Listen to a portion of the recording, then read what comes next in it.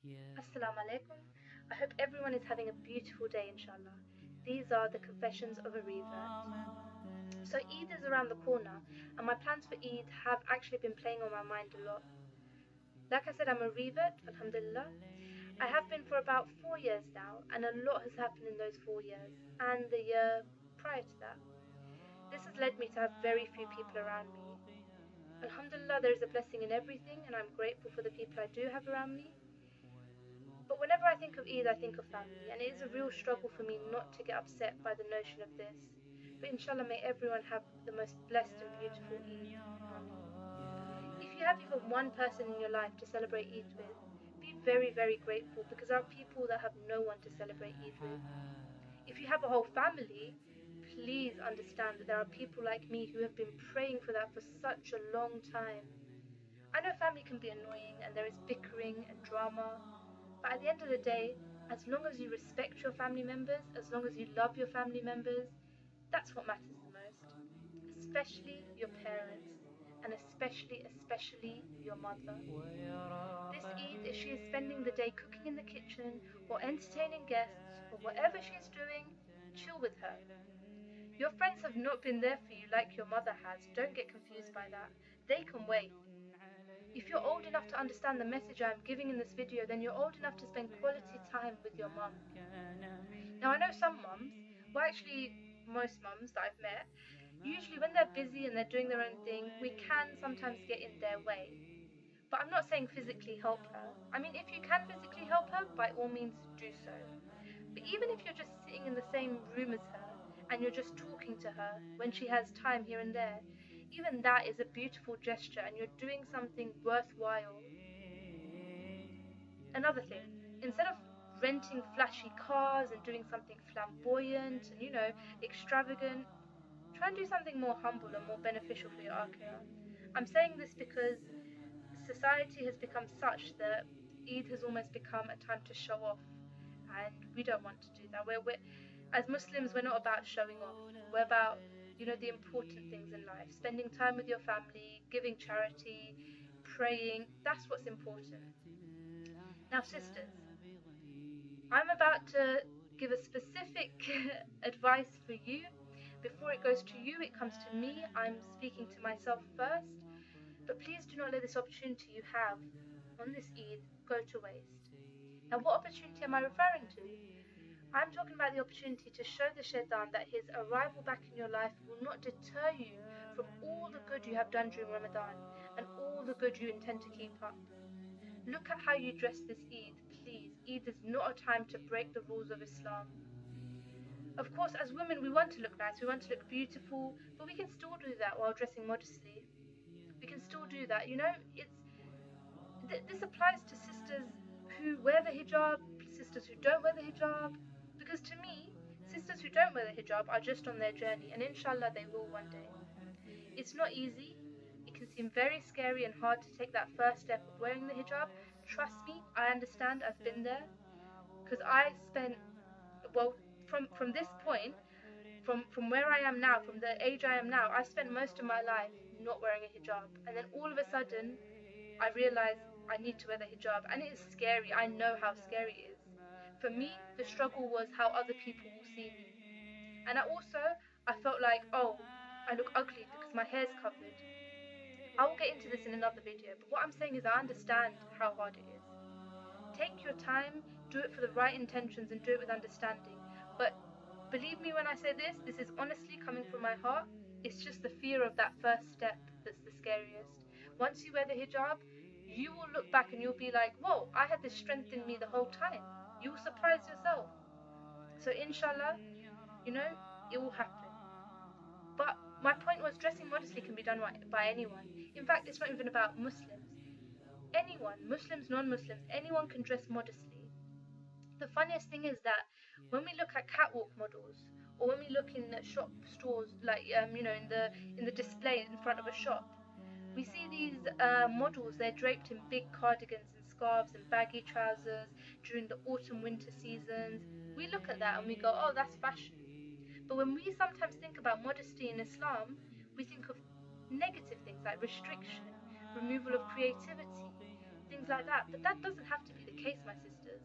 You can still feel good about yourself when you dress modestly. You really can. As for food, another important thing for Eid, don't overeat just because it's Eid. I understand with Eid, it's very important that we do eat. We can't fast on Eid because Eid marks the end of our fasting. That's what we're celebrating. We're celebrating that we fasted for the month. So we do have to eat. But there's a difference between eating and overeating. I recently watched a video where the speaker said that Eid is not about gluttony, and that is correct. It's not about stuffing our faces. We want to eat, and of course we're probably going to be going to different people. Well, people will be going to different people's houses, or we'll be going out, or we'll be cooking at home. But there'll be a lot of food, I think, on Eid. I think that's what usually happens to us. To us people that are privileged. This is privilege, by the way. But we shouldn't be stuffing our faces. Overeating is bad for you. If for nothing else, it's bad for your health, and it affects your ability to do your everyday tasks. Think about how you feel when you've eaten too much and you're trying to pray. And first of all, you put off prayer because you feel lazy, you can't be bothered. Then when you're in like prayer, you're in sujood, and it's just like, oh, it doesn't feel good. You feel sick. It's not nice. And if overeating is stopping you praying properly, that's the most important thing. I mean, that is really important, and it affects your concentration. It does so much. So don't overeat just because it's Eid. Now try and make this Eid about prayer, about charity, and about family. Make sure in between your Eid celebrations, you're still praying on time, inshallah. Don't forget your prayers just because Ramadan is over. You know, in Ramadan we're fasting, and the beauty of Ramadan is that first of all the shaitan's not around us, so people that find it difficult to pray during the year sometimes find it easier to pray in Ramadan. Another thing, we're fasting, so we're not thinking about food. That's one big thing out of our daily equation. So that, we kind of do end up thinking about prayer a bit more. We have more time for it because we're not constantly occupying ourselves with when am I going to eat, what am I going to eat, which we don't realize it, but it does form a big part of our day. So what I'm saying to you is that prayer is very important.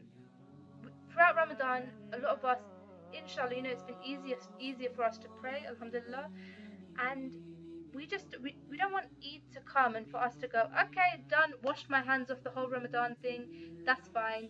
I'm so busy on Eid, I need to go to this person's house, I need to go out and buy this, I need to go out and meet this person, and then prayer is just at the back of the list. Don't do that.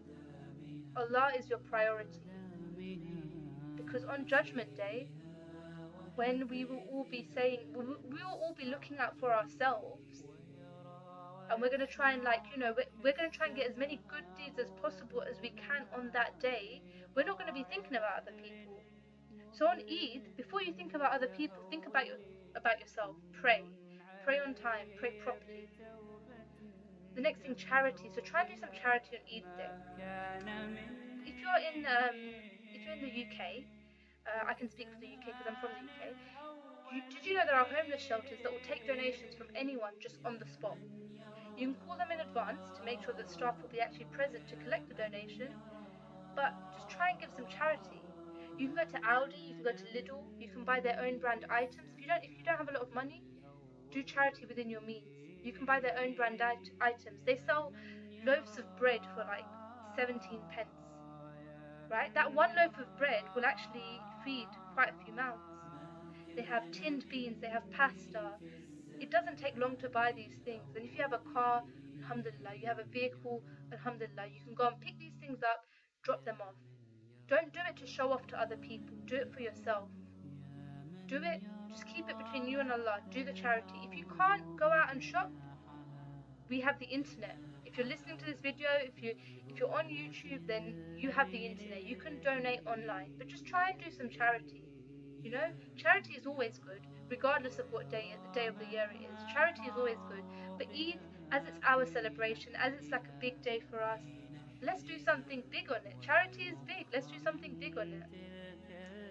So that's charity. Now your family, cherish them. That's the most important thing I can say to you. Cherish them. Like I said before, there are people out there praying for the things that you and I take for granted, and family is one of them. So me, what am I going to be doing for Eid? Well, I'll be going to Eid prayer, inshallah. I'll try and take a different route there and a different route back. If you're wondering why I'm going to do that, do a bit of research and look up the sunnah and the etiquettes of Eid, and inshallah you'll understand. After Eid prayer, one of the things I'm going to treat myself to is a box of donuts, a box of assorted donuts, because I love these and they're so tasty. And for me, if I'm celebrating, I'm gonna do something that I enjoy. It's gonna make me happy, so I'm gonna have some donuts. Um, and then inshallah I'll see where the rest of the day takes me. Today's hadith of the day is narrated on the authority of Abu Huraira radiallahu anhu, who from the Prophet Muhammad sallallahu alaihi wasallam said, Allah subhanahu wa ta'ala said, "Spend on charity, O son of Adam, alayhi salam, and I shall spend on you." Think about that for a second. Even if we gave the most we could to charity, if we gave everything, every single thing, if the richest person on earth, rich by however you think rich is, gave everything they had to charity, there will still be a limit.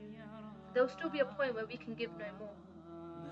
But when we give in charity and for the right intentions, that's very important as well. Give it for the right intentions. Don't give it to show off. Don't give it to show other people. Charity is between you and Allah. So when you give in charity for the right intentions, Allah says He will spend on us. SubhanAllah.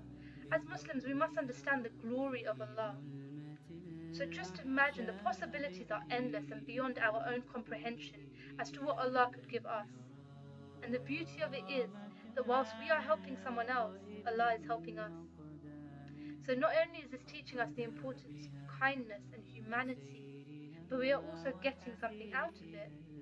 Allah did not let us go empty-handed. If He wanted, He could have said, give charity and He will reward us in the hereafter. But no, Allah al-Wadud, the most loving, tells us that by giving charity we get special gifts from Allah Himself in this life, and we are also rewarded in the hereafter. Allahu Akbar. Inshallah, may Allah guide us on the path that makes Him happy. May He give us guidance, patience and gratitude, and may He continue to increase our iman every day. Ameen. Thank you for listening. Jazakallah khair. Please share this message with anyone you think will benefit from it. And remember that any good deeds they do out of this video, inshallah, you will also get rewarded for being the one to remind them. SubhanAllah, such is the mercy and the love of Allah. These were the confessions of a revert.